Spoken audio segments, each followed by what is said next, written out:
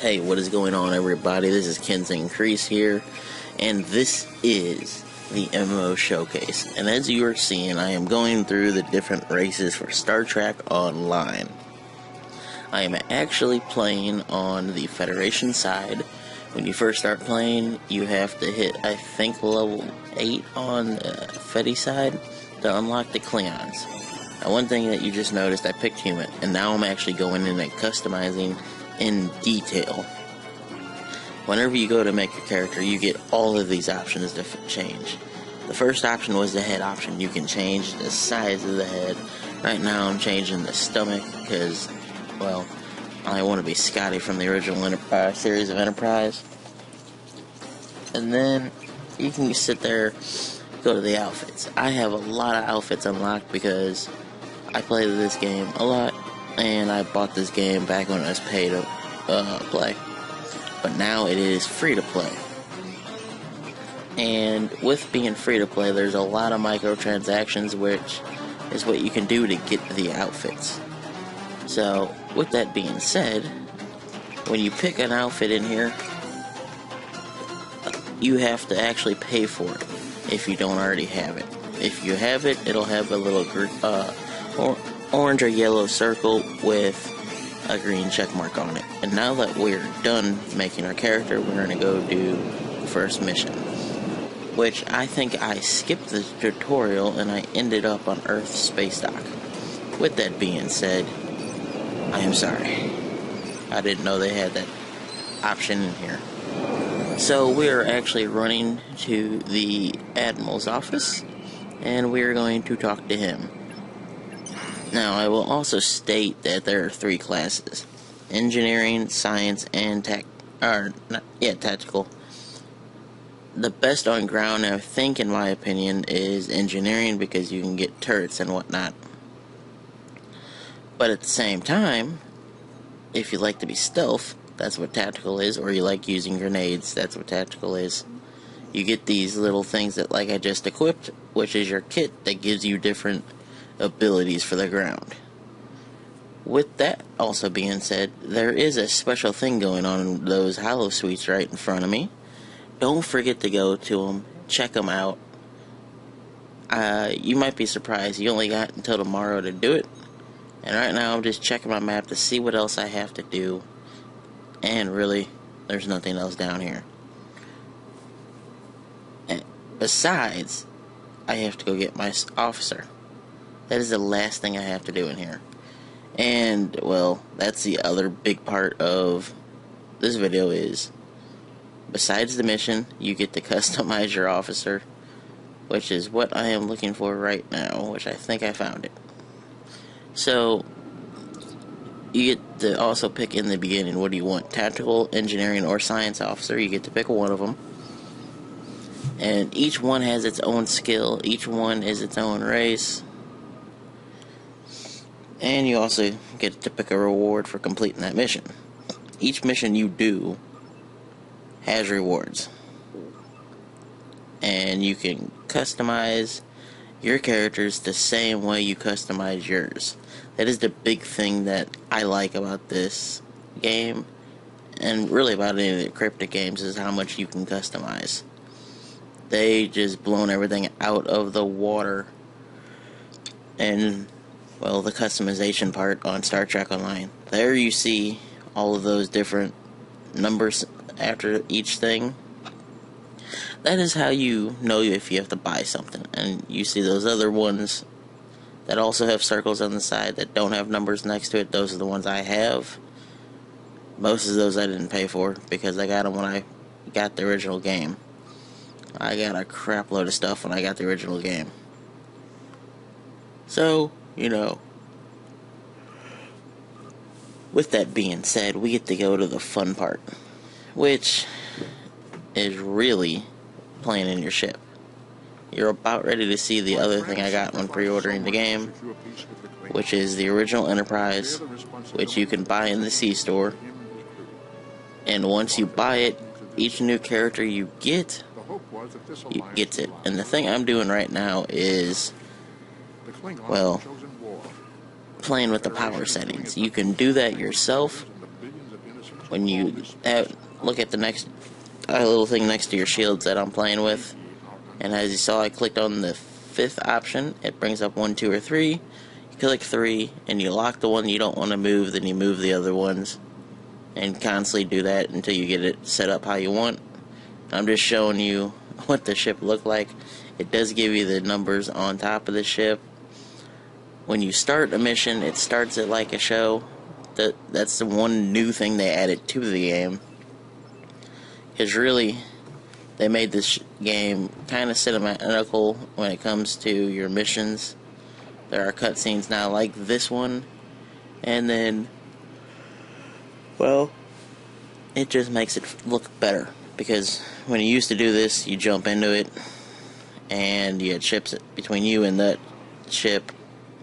They didn't really jump in, they were just there, and you had to fight them, move along. But now they're trying to, I think, differentiate themselves really from the more WoW style MMOs, because that, in my opinion, is what they are doing. It just took them a little bit to do it.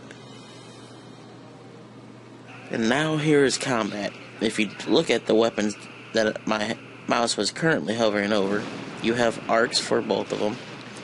You have one phaser array up front, which is pretty much the front half of your ship, and it reaches around to about the middle of your ship. So when you fly sideways around something, both of your beams, like right now, are firing. So when you're playing a cruiser and you're using phaser arrays, that is the way I suggest you play. That is the way I play. If anybody that's watching, you can explain to me how to play cruisers a little bit better, please go ahead and put in there. Because I truly am used to playing, well, tactical ships, more escorts based. Because another thing that you need to compare with now and what the game used to be, when you used to play, tactical officers got buffed for using escorts. You had to put points in that, and the type of ship you wanted to use, but tacticals also got a standard, well, I guess buff or bonus for using the escort ships, because that is what they were meant to use, and now really it doesn't matter. I have not seen or heard anybody tell me it otherwise, so they completely took that out, so you don't have to worry about that.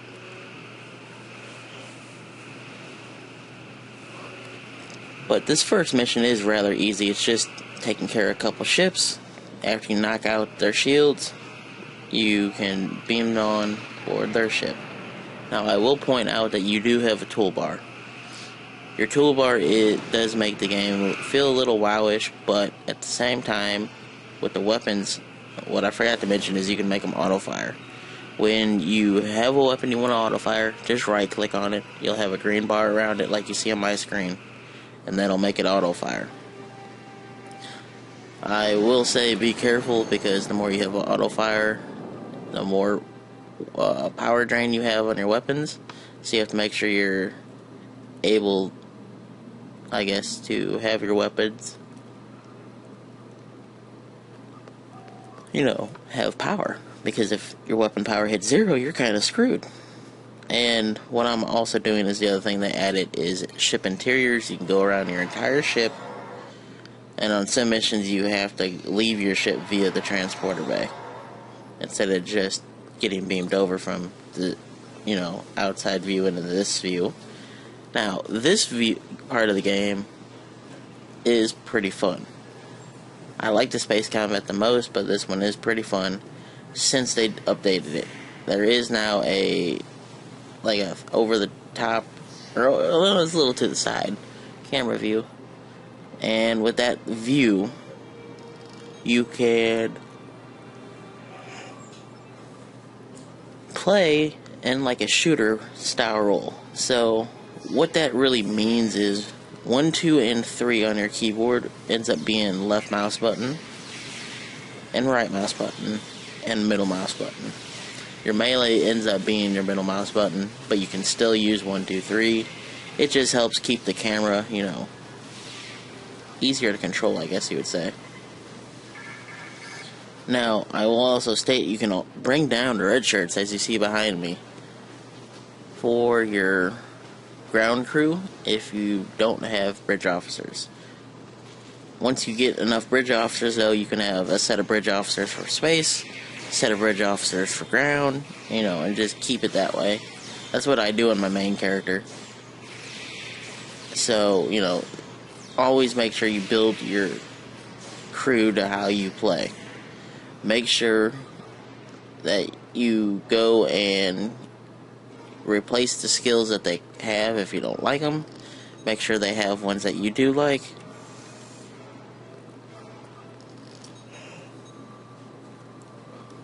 And this is another little mini game you have to match up the lines with to get loot for crafting. They are found all over, well, everywhere. And, well, as you just saw, I actually just equipped a new weapon. You will find weapons as you go along. You can buy weapons as well from certain shops. If you want a bat lift, you go to DS9. DS9 is an amazing place, but be careful, you can get lost.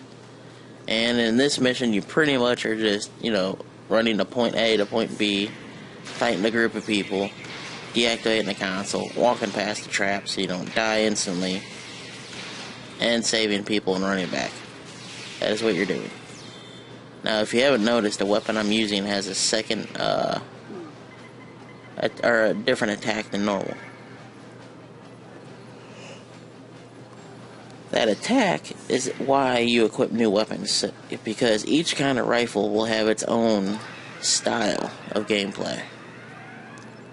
And you want to find the one that best suits you. I personally like using dual pistols because you'll have a quicker attack. Yeah, it's going to be a little weaker, but you can take an area down quickly. And I also like using the rifle that I currently have. There's another kind of rifle or heavy weapon that I like, I just don't use it that much. Mainly because it's, never in my inventory. That's mainly why. Also, when you lock onto a target, you can hit the Y button on the keyboard. And as you saw a couple seconds ago, you had 1, 2, 3, and 4, and Roman numerals next to those people. That is how you tell your bridge crew to attack them. You can also put in on the floor when you're not playing in shooter mode like I am currently, which I just saw I was. But this is the camera for shooter mode, by the way. But you can control your bridge crew and tell them to go where you want to go. You can activate their special abilities, which is the icons after their name, and they will use them. So you have a lot of control over everything. And it's pretty nice. And pretty much this whole mission, you just get back to here. Little cutscene takes place telling her to beam out. You gotta go beam out. And you get to fight some more ships, which is always the thing I love. So, with that being said, I'm going to leave you with the very last part of this mission. I hope you enjoy it. Don't forget to like, favorite, share, and comment. And also, if you want us to continue playing an MMO, you have to let us know in the comments. And if you already are playing the MMO and you want to get us to play with you, post your name in the comments. I know in Star Trek you got to post @ and then your name. So that's the name I want, not just your character name, because then I won't probably be able to find you. So please give me your cryptic name, I think it is. And, let me know. Peace out, everybody.